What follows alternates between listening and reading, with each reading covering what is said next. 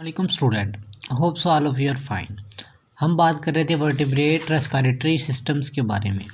तो बेसिकली आज हम बात करेंगे लंग्स के बारे में। हमने क्यूटेनियस एक्सचेंज के बारे में पढ़ा कि उसके अंदर किस तरीके वर्टिब्रेट के अंदर किस तरीके से स्किन के थ्रू रेस्पिरेशन होती है। उसके बाद हमने गिल्स के बारे में पढ़ा और आज हम बेसिकली बात करेंगे लंग्स के बारे में। अगर मैं लंग्स की बात करूं तो मोस्टली स्टूडेंट्स को इन लंग्स के बारे में इल्म भी होगा कि हमारे जो फेफड़े हैं वो किस लिए काम आते हैं, कि रेस्पिरेशन के तौर पर वर्क करते हैं। हमारी बॉडी के अंदर ऑक्सीजन गैसेज होती हैं, कार्बन डाइऑक्साइड और ऑक्सीजन जो गैसेज होती हैं वो किस तरीके से हमारे ब्लड के अंदर ऑक्सीजन शामिल होती है, वो थ्रू लंग्स के थ्रू। यानी कि बेसिकली लंग्स क्या फंक्शन परफॉर्म करता है हमारी बॉडी के अंदर, गैसेज एक्सचेंज का फंक्शन परफॉर्म करता है, गैसेज एक्सचेंज का। अब बेसिकली थोड़ा सा मैं इसके स्ट्रक्चर के बारे में आपको रिवाइज करता चलूँ कि लंग्स का स्ट्रक्चर किस तरह का होता है। ये बेसिकली इंटरनल सैक शेप्ड जिस तरीके से एक थैली का स्ट्रक्चर होता है वैसे ही इसका स्ट्रक्चर होता है लंग्स का, सैक शेप्ड होता है। और ये बेसिकली एक ऑर्गन है, रेस्पिरेटरी ऑर्गन है, sac shaped respiratory organ. Basically ये जो लंग्स है, अगर वर्टिब्रेट की बात करो तो वर्टिब्रेट के अंदर लंग्स के इंटरनल ब्लाइंड पाउचेस होते हैं जिनके ज़रिए क्या होती है, एयर ड्रॉन भी हो सकती है और फोर्स्ड होती है। ब्लाइंड पाउचेस,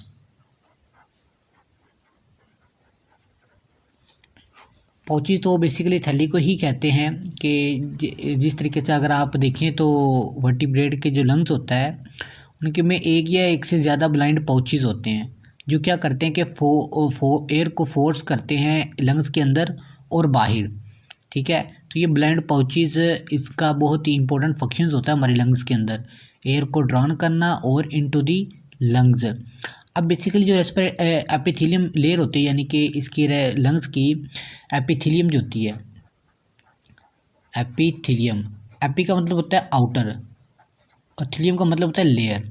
अगर मैं आउटर लेयर की बात करूं तो बेसिकली ये जो लंग्स की आउटर लेयर है वो किससे मिलकर बनी होती है, वो थिन होती है और वेल वेस्कुलराइज्ड होती है, थिन होती है, वेल वेस्कुलराइज्ड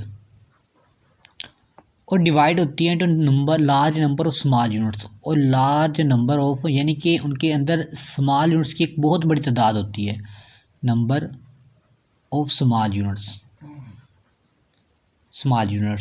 और बेसिकली स्मॉल यूनिट्स क्या करते हैं कि एवरी पार्ट यानी कि ये ऑक्सीजन के हर हिस्से तक, बॉडी के हर हिस्से तक ऑक्सीजन पहुंचाते हैं। ठीक है, और उसके अलावा अगर हम बात करें तो इनके जो और बेसिकली ये जो स्मॉल यूनिट्स होते हैं ये क्या करते हैं कि जो लंग्स की एयर होती है, लंग एयर और ब्लड के दरमियान, इनके दरमियान जो सरफेस एरिया होता है उसको इंक्रीज़ कर देते हैं ताकि गैसेस का एक्सचेंज जो है वो आसानी से हो सके। अब बेसिकली जो ब्लाइंड पाउचेस की मैंने बात की थी, जो ब्लाइंड पाउचेस होते हैं ये क्या करते हैं, ब्लाइंड पाउचेस ये बेसिकली जब कंट्रैक्शन करते हैं तो क्या करते हैं कि ये लार्ज अमाउंट ऑफ जो ऑक्सीजन है, उस ऑक्सीजनेटेड ब्लड है उसको क्या कर देते हैं, हमारी बॉडी के सभी पार्ट्स तक पहुंचा देते हैं इनकी एक कंट्रैक्शन की वजह से। इनके अंदर ये एबिलिटी होती है, ये कॉन्ट्रैक्शन और रिलैक्सेशन के अंदर ये अहम रोल प्ले करते हैं, कॉन्ट्रैक्शन ऑफ लंग्स के अंदर। अब बेसिकली अगर मैं बर्ड्स की बात करूँ तो बर्ड्स के अंदर क्या होता है कि इनके अंदर सिर्फ एक वन वे होता है, इनके लंग्स जो होते हैं बहुत ही एफिशिएंट होते हैं और इनके अंदर one way pass through system होता है, यानी कि इनके अंदर दोबारा जो ऑक्सीजन है, यानी कि एक दफ़ा जब बॉडी के पार्ट्स तक चली गई तो दोबारा वहाँ से वापस नहीं आती। ठीक है, वो सीधा यानी कि out of the carbon oxygen जो है बाहर से लंग्स की तरफ आती है और लंग्स में जाने के बाद दोबारा सारे बॉडी पार्ट तक चली जाती है और दोबारा वापस आने का उनके अंदर कोई सिस्टम नहीं होता। ये बहुत ही एफिशिएंट होता है।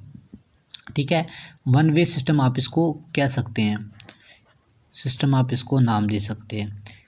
और बेसिकली अगर मैं बात करूं तो मैमल्स की, मैमल्स क्या करते हैं कि अप्रॉक्सीमेटली 25% जो है ऑक्सीजन जो है फ्रॉम एयर से हर ब्रीथ के अंदर, एवरी ब्रीथ जब भी कोई ब्रीथिंग करते हैं यानी कि ऑक्सीजन को अपने अंदर इंटर करते हैं तो 25% जो है ऑक्सीजन वो ब्लड के अंदर शामिल हो जाती है।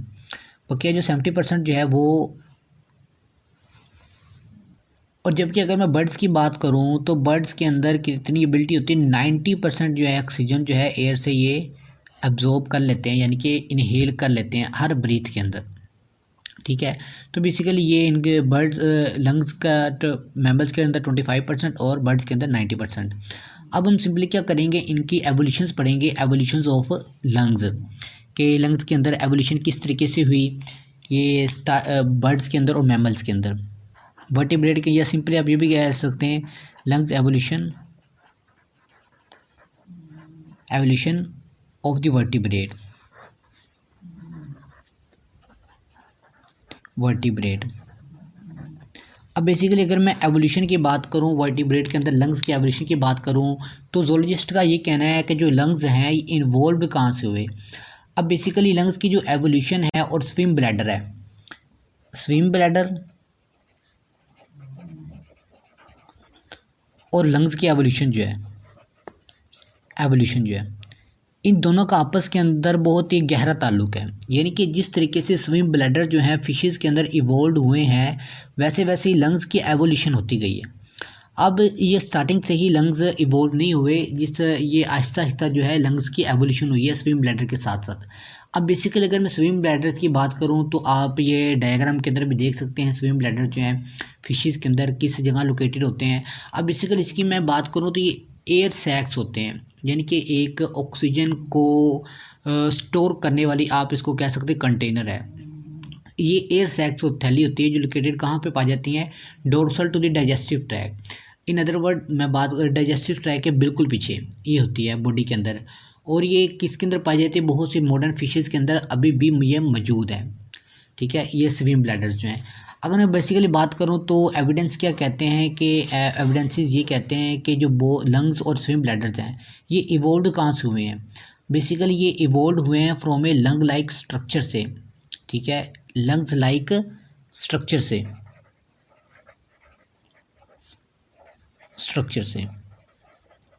ये दोनों स्विम ब्लैडर्स और लंग्स जो हैं ये कहाँ से इवोल्व हुए हैं, लंग्स लाइक स्ट्रक्चर से। अब बेसिकली ये लंग लाइक स्ट्रक्चर जो है ये कहाँ किन के अंदर प्रेजेंट था, प्रीमिटिव फिशेस के अंदर, प्रीमिटिव फिशेस के अंदर।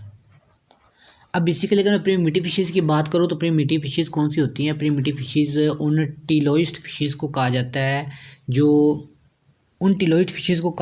प्रेजेंट डे फिशेस और टेट्रापोड्स के एंसिस्टर्स थे। यानी कि ये जो आजकल टेट्रापोड्स और टिलोइड फिशेस इवोल्व हुई हैं वो किन से इवोल्व हुई हैं, फ्रॉम प्रीमिटिव फिशेस से इवोल्व हुई हैं। लाइक जैसे कि एम्फीबियंस हैं, रेप्टाइल्स हैं और बर्ड्स हैं, ये टेट्रापोड्स हैं। तो फिर प्रीमिटिव फिशेस, या सिंपली एक दफ़ा मैं फिर पढ़ कर देता हूँ, प्रीमिटिव फिशेस उन टिलोइड फिशेस को कहा जाता है। अब बेसिकली ये जो टिलोइड फिशेस होती हैं, टिलोइड फिशेस, अब टिलोइड फिशेस एक टिलोइड होती हैं और एक होती है बोनी फिशेस। इन दोनों को इनके स्ट्रक्चर के वाले से इनके अंदर जो फ्लूइड होता है, एक हीमोसिल फ्लूइड होता है, उन फ्लूइड की बिना पर इन दोनों को डिवाइड किया गया है। अब इनके अंदर जो हीमोसिल फ्लूइड होता है इस वजह से इनको टिलोइड फिशेस का नाम दिया जाता है।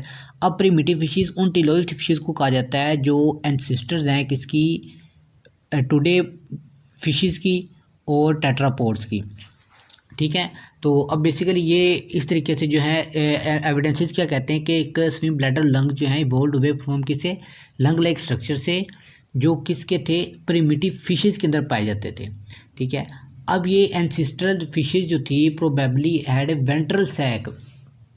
एविडेंसेस का ये कहना है कि ये जो प्रीमिटिव फिशेस थी, इनके प्रीमिटिव फिशेस के एंसिस्ट्रल फिशेस जो थी ये गालबन इनके अंदर जो वेंट्रल सैक है वो अटैच था फेरेंक्स के साथ। क्या, वेंट्रल सैक। अब वेंट्रल सैक का क्या मतलब है, यानी कि वेंट्रल सैक वो एक थैली थी जो फेरेंक्स के बिल्कुल सामने, फेरेंक्स के बिल्कुल सामने मौजूद थी। अब वेंट्रल सैक्स, अब बेसिकली एविडेंस ये कहते हैं कि ये जो एंसेस्ट्रल फिशेस के अंदर जो वेंट्रल सैक थी, सैक थैली थी, वो बिल्कुल ये सैक जो थी, ये वेंट्रल सैक जो थी ये क्या फंक्शन परफॉर्म करती थी, ये बेसिकली फंक्शन परफॉर्म करती थी सप्लीमेंट्री गैस एक्सचेंज ऑर्गन्स का। कौन सा फंक्शन परफॉर्म करती थी, सप्लीमेंट्री गैस एक्सचेंज ऑर्गन का। क्या मतलब इसका, सप्लीमेंट्री गैस एक्सचेंज ऑर्गन्स का, बेसिकली जब वो वक्त था कि जब फिशेस को ज़्यादा ऑक्सीजन की रिक्वायरमेंट होती थी, कि यानी कि उनके जो गिल्स होते थे वो उनकी रिक्वायरमेंट को पूरा नहीं कर रहे होते थे, तो फिर फिशेस क्या करते थे, पानी की सरफेस के ऊपर आ जाते थे। तो क्या करते थे, इन सप्लीमेंट्री गैस एक्सचेंज ऑर्गन से अपने अंदर out of the environment oxygen को इनहेल करते थे और अपनी रिक्वायरमेंट को पूरा कर लेते थे। तो बेसिकली इस तरीके से क्या हुआ कि होता था उस वक्त कि इनके अंदर गैस एक्सचेंज होती थी। और बेसिकली हम एंसेस्ट्रल फिशेस की बात करें तो गैस एक्सचेंज के थ्रू इट्स वाल, अपने वाल के ज़रिए भी गैस एक्सचेंज कर सकते थे, लेकिन उनके को जब ज़्यादा रिक्वायरमेंट होती थी तो वो किसके ऊपर आ जाते थे, on the surface of the water आ जाते थे। ठीक है, तो ये थी बेसिकली एवोल्यूशन, फर्स्ट एवोल्यूशन जो एंसेस्ट्रल फिशेस की बात की थी। अब हम बात करेंगे फर्दर एवोल्यूशन जो हुई वो ब्लाइंड सैक्स से हुई। ठीक है, और उनके 2 डिफरेंट रिएक्शंस थे। अब हम उन डिफरेंट रिएक्शंस के बारे में डिस्कस करेंगे। अब बेसिकली अगर एवोल्यूशन की बात करें, ये जो हम सैक्स के बारे में डिस्कस कर रहे थे, तो उनकी जब फर्दर एवोल्यूशन वो कैसे हुई। बेसिकली उनकी जो फर्दर एवोल्यूशन थी वो 2 डायरेक्शंस के अंदर हुई। किसके अंदर, 2 डायरेक्शंस के अंदर ऑफ सैक। ठीक है, उस सैक की जो एवोल्यूशन थी वो 2 डायरेक्शंस के अंदर हुई। अब किस तरीके से, जो पहली डायरेक्शन वो क्या थी, पहली डायरेक्शन ये थी कि जो मेजॉरिटी थी बोनी फिशेस की, ठीक है, मॉडर्न फिशेस की, मॉडर्न बोनी फिशेस की जो मेजॉरिटी थी उनके अंदर क्या था कि जो स्विम ब्लैडर थे। अब बेसिकली जो फर्स्ट एवोल्यूशन थी वो किसके अंदर डिस्कस की गई, मॉडर्न बोनी फिशेस के अंदर, मॉडर्न बोनी फिशेस के अंदर। अब बेसिकली इनके अंदर क्या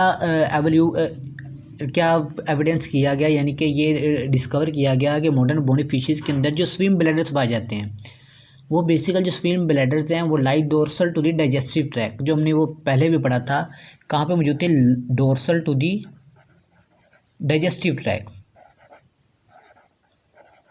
अब basically dorsal to digestive tract का क्या मतलब है कि यानी कि डाइजेस्टिव ट्रैक के बिल्कुल पीछे ये जो स्विम ब्लैडर्स हैं वो डाइजेस्टिव ट्रैक के बिल्कुल पीछे मौजूद थे। ये पहली डायरेक्शन थी, एवोल्यूशन थी। सेकंड जो डायरेक्शन वो ये थी कि ये जो अदर अडेप्टेशन है in the form of lungs, जो दूसरी अडेप्टेशन किस सूरत में, लंग्स की सूरत में।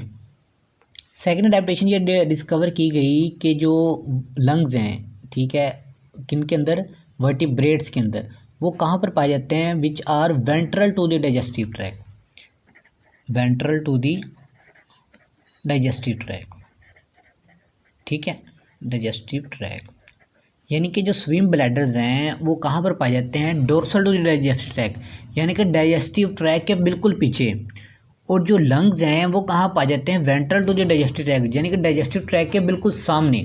ठीक है, तो ये उन्होंने ये अडेप्टेशंस 2 डायरेक्शंस के अंदर उन्होंने इवोल्व की।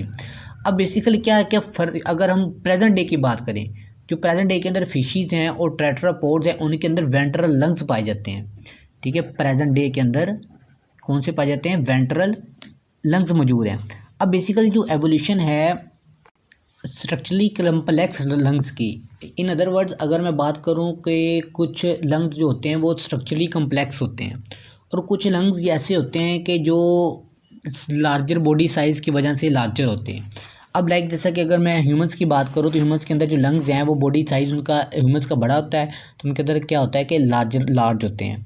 और अगर बात करूँ बर्ड्स की तो उनके अंदर क्या होता है कि स्ट्रक्चरली कम्प्लेक्स होते हैं लंग्स, जो क्या करते हैं कि ज़्यादा इनहेल करते हैं ऑक्सीजन को। तो अब बेसिकली ये दोनों एक दूसरे के पैरेलल हैं। ठीक है, यानी कि कई के अंदर कई कुछ वर्टिब्रेट्स के अंदर बॉडी साइज़ की वजह से बड़े हो जाते हैं और कुछ के अंदर क्या होता है कि उनके कम्प्लेक्स स्ट्रक्चर की वजह से इंक्रीज़ कर जाते हैं, लेकिन इनके अंदर फंक्शंस का भी फिर उस तरीके से डिफरेंस आ जाता है। जैसे हमने पीछे पढ़ा कि जो मैमल्स हैं वो अप्रोक्सीमेटली 25% ऑक्सीजन रिमूव करते हैं फ्रॉम एयर से एवरी ईच ब्रीथ, और जबकि बर्ड्स हैं वो रिमूव करते हैं 90% अप्रोक्सीमेटली। तो इस तरीके से इनके अंदर क्या था कि डिफरेंस है, ये स्ट्रक्चरली कम्प्लेक्स टुडे, अगर प्रेजेंट डे की मैं बात करूँ, और लार्जर बॉडी साइज़ की वजह से